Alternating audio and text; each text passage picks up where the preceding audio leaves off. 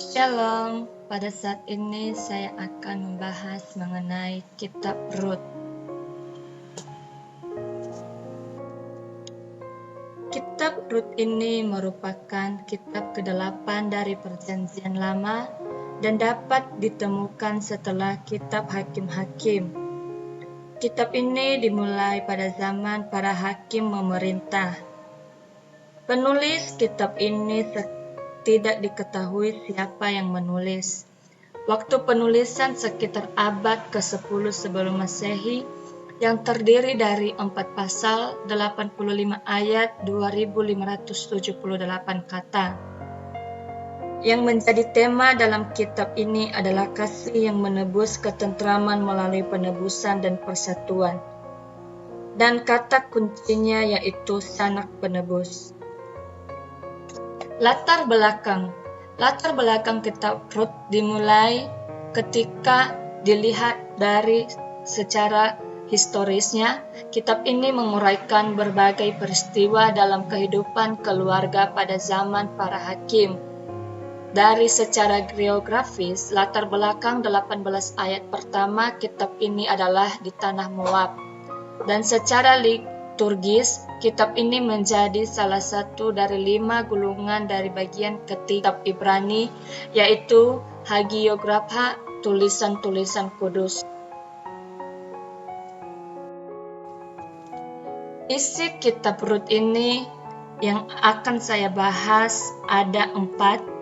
Yang pertama, pasal 1. Pasal 1 menceritakan tentang kisah Rut dan Naomi yang dimulai dari sebuah keluarga dari Bethlehem, Yehuda, yang pergi dari tempat mereka menuju Moab karena pada zaman itu terjadilah kelaparan di seluruh tanah itu. Keluarga tersebut adalah Elimelech, Naomi istrinya, dan kedua anak mereka yaitu Mahlon dan Kilion. Mereka menetap di Moab sebagai orang asing, namun tidak lama kemudian meninggallah suami dari Naomi ini yaitu Elimelech. Mereka sangat berduka pada saat itu. Setelah terjadi hal tersebut, kemudian kedua anak-anaknya ini mengambil 2 orang perempuan Moab untuk dijadikan sebagai istri, yaitu Orpa dan Rut. Mahlon memperistri Rut dan Kilion memperistri Orpa. Mereka tinggal bersama sekitar 10 tahun lamanya, hingga suatu saat suami-suami mereka meninggal yaitu Mahlon dan Kilion, dan Naomi juga kembali kehilangan orang yang paling ia cintai dalam hidupnya yaitu kedua anak-anaknya. Tidak lama kemudian Naomi ini mendengar bahwa Tuhan sudah kembali memperhatikan umatnya, yang artinya memulihkan keadaan di tanah kelahirannya, sehingga ia mengambil sebuah keputusan bahwa ia akan kembali ke daerah asalnya dengan membawa kedua menantunya Orpa dan Rut. Tetapi dalam perjalanan mereka, Naomi menyuruh kedua menantunya ini untuk kembali kepada orang tuanya. Akan tetapi menantunya ini tidak ingin kembali kepada kedua orang tuanya. Naomi tidak putus asa, terus membujuk mereka agar mereka kembali, sehingga Orpa kembali kepada orang tuanya, sedangkan Rut tetap memilih untuk bersama-sama dengan Orpa. Dan mereka berdua lah yang kembali melanjutkan perjalanan mereka sampai ke Bethlehem. Dan ketika mereka sampai di sana, sudah permulaan musim menuai jelai. Yaitu pasal 2, menceritakan tentang pertemuan Rut dengan Boas. Ketika mereka sampai di Bethlehem dan usia Naomi sudah tidak muda lagi, yang menjadi tulang punggung mereka yaitu hanyalah Rut yang bisa diandalkan. Pada saat itu, hal yang bisa Rut lakukan hanyalah memungut jelai di ladang milik orang, sehingga dia memungut jelai di belakang para pekerja-pekerja di ladang milik orang. Suatu saat dia memungut jelai di salah satu ladang milik orang yang sangat terpandang dan juga kaya raya yang bernama Boas. Boas ini suatu saat berkeliling untuk melihat ladang miliknya, dan melihatlah Rut ini sedang memungut jelai di belakang para pekerjanya, dan dia bertanya kepada pekerjanya, dan pekerjanya menjawab kepadanya bahwa dia adalah seorang perempuan dari Moab yang ikut bersama Naomi untuk pulang ke daerah ini.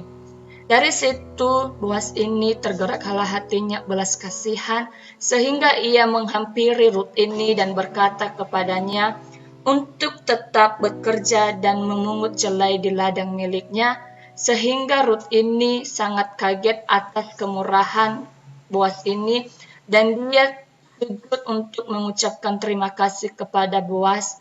Dan Boas pun menerima permintaan terima kasihnya, dan ia memberitahukan kepada pekerja-pekerjanya agar menjatuhkan sedikit jelai-jelai yang mereka tuai, agar Rut ini bisa memungutnya. Ketika siang hari, Boas mengajak Rut untuk makan siang bersama, karena dia melihat Rut ini sangat bekerja keras untuk memungut jelainya, dan Rut ini pun ikut untuk makan siang bersama-sama dengan Boas. Ketika Rut sudah selesai makan siang, dia pun melanjutkan aktivitasnya kembali untuk memungut jelai di belakang pekerja-pekerja Boas.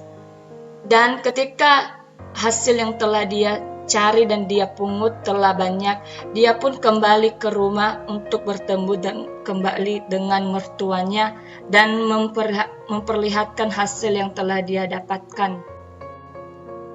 Dan yang ketiga yaitu pasal 3 menceritakan tentang usaha Rut agar Boas menjadi penebus baginya. Kebiasaan yang dilakukan pada saat itu setelah musim jelai, mereka akan mengadakan pesta menampi jelai yang dilaksanakan di tempat penggiringan. Di situ Naomi pun menyuruh Rut untuk ke tempat itu agar dia bisa mencari perlindungan dan penebusan daripada Boas. Dia menyuruh Rut untuk berdandan cantik dan memakai pakaian yang bagus dan mengikuti kemanapun Boas ini pergi, agar supaya dia tidak kehilangan Boas ini dan jangan sampai ada orang lain yang melihatnya. Dan Rut ini pun mengikuti apapun yang dikatakan kepadanya, dan ia pun ke tempat pergiringan, dan di sana dia mengikuti dimanapun Boas ini pergi, supaya dan juga secara sembunyi-sembunyi agar orang tidak mengetahui kemanapun dia ada.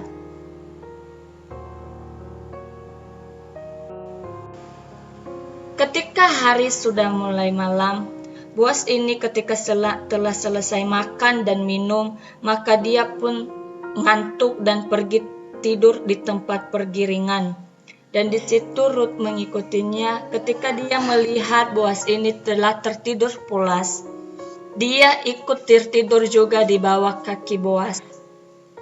Ketika tengah malam, Boas terbangun dan terkejut ketika melihat seorang perempuan telah tertidur di bawah kakinya, sehingga ia bertanya-tanya kenapa perempuan ini ada di bawah kakinya.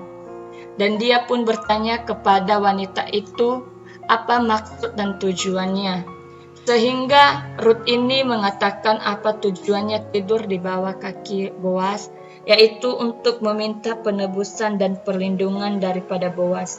Dan pada saat itu Boas memenuhi keinginannya ini dan memberikan sebuah tanda bahwa ia akan mengabulkan permintaan Rut ini dengan memberikan selendang yang dipakainya sebagai janjinya.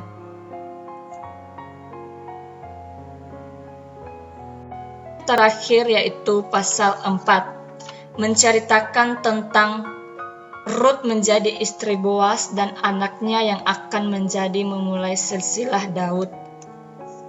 Setelah Rut mendapatkan apa yang ia inginkan, dia pulang kembali ke rumah dan menceritakan segala sesuatu dengan mertuanya Naomi, dan Naomi menyuruhnya untuk bersabar bahwa sebentar lagi Boas akan memberikan perlindungan kepada mereka, karena Naomi yakin bahwa Boas tidak akan mengingkari janjinya.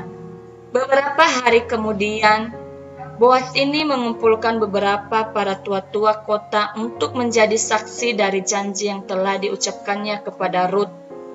Dan ia pun menikahi Rut ini dan menjadikannya seorang istri, dan mereka pun dikaruniai seorang anak yang diberi nama Obed. Obed ini yang akan menjadi ayah Isai, dan dari keturunannya akan melahirkan Daud hingga sampai kepada Tuhan Yesus.